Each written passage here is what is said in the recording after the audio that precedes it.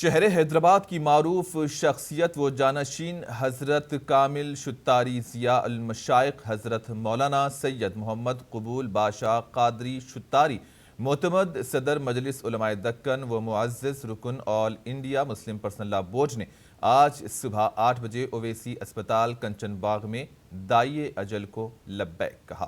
نماز جنازہ آج بروز پیر 17 اپریل مطابق 25 رمضان المبارک بعد نماز عشاء و تراوی 11 بجے شب مکہ مسجد میں مقرر ہے اور تدفین اندرون گنبد حضرت کامل شتاری رحمت اللہ علیہ مسجد آستانہ شتاریہ میں عمل میں آئے گی۔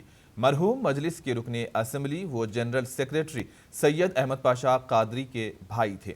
حضرت مولانا قبول باشا شتاری کے انتقال کی اطلاع ملتے ہی شہر اور اضلاع میں غم کی لہر دوڑ گئی۔